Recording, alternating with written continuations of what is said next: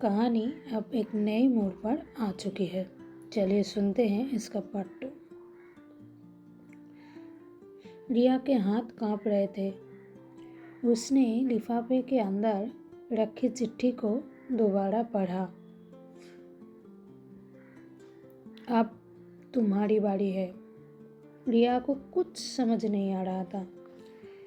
उसने अपने पुराने टीचर से पूछा, सर, ये लिफाफा किसने भेजा था?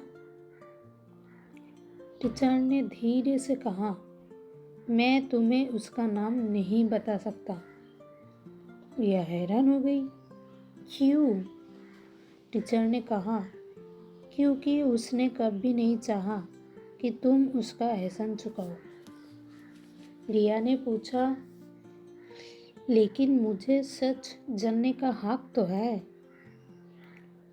टीचर कुछ देर तक चुप रहे। फिर उन्होंने एक पुरानी डायरी रिया के हाथ में दे दी। डायरी के पहले पन्ने पर लिखा था, रिया के लिए।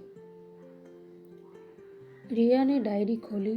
पहले पन्ने पर लिखा था, जिस दिन रिया की पढ़ाई रुकने वाली थी, उस दिन मैंने उसकी माँ को देखा था। रिया पढ़ते पढ़ते रुक गई। अगला पन्ना खोला।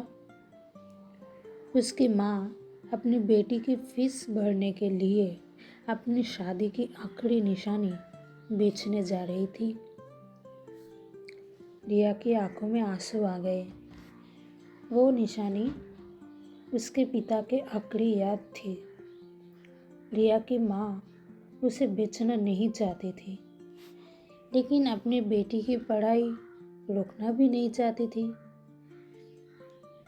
डायरी में आगे लिखा था, उस दिन मैंने फैसला किया कि रिया की पढ़ाई कब भी नहीं रुकेगी।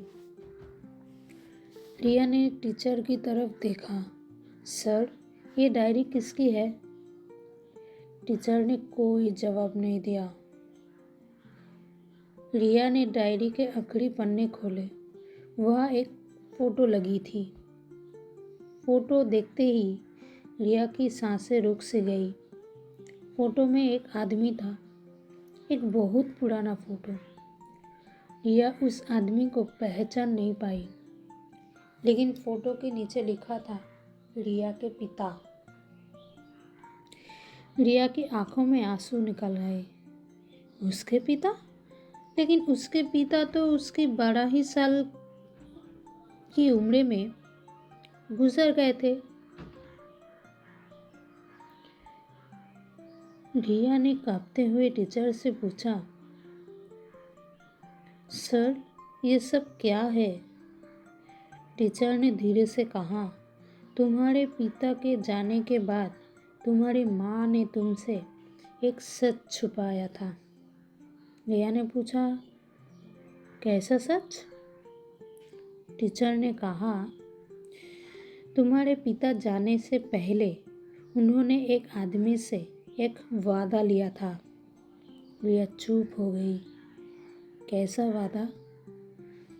टीचर ने धीरे से कहा, उन्होंने कहा था, अगर कभी मेरी बेटी की पढ़ाई रुकने लगे तो उसे रुकने मत देना। रिया के हाथ से डायरी नीचे गिर गई। उसने पूछा, वो आदमी कौन था? टीचर ने रिया की आंखों में देखा और कहा, जिस आदमी ने तुम्हें इतने सालों तक लिफाफे भेजे, वो तुम्हारे पिता का सबसे करीबी दोस्त था। रिया चुपचाप खड़ी रही, लेकिन टीचर ने फिर कहा, लेकिन कहानी यही खत्म नहीं होती। रिया ने हैरानी से पूछा, और क्या है? टीचर ने टेबल के नीचे से एक और लिफाफा निकाला। उस लिफाफे पर लिखा था, रिया की पहली सैलरी के बाद खुलना। रिया ने लिफाफा खोला। अंदर एक लाइन थी, अगर तुम सच में अपने पिता का वादा पूरा करना चाहती हो तो कल सुबह 10 बजे पुराने रेलवे स्टेशन पर आ जाना। रिया को समझ नहीं आ रहा था कि उसके पिता का वादा क्या था और वो आदमी आखिर रेलवे स्टेशन पर उसका इंतजार क्यों कर रहा था। अगले दिन रेलवे स्टेशन पहुंची रिया, लेकिन वहाँ उसका इंतजार कोई आदमी नहीं बल्कि एक छोटी सी लड़की कर रही थी। उसके हाथ में एक पुराना किताब थी और उस किताब के पहले पन्ने पर लिखा था, मेरा नाम रिया है। रिया की आंखें भर आई, लेकिन इस छोटी सी लड़की का नाम भी रिया क्यों था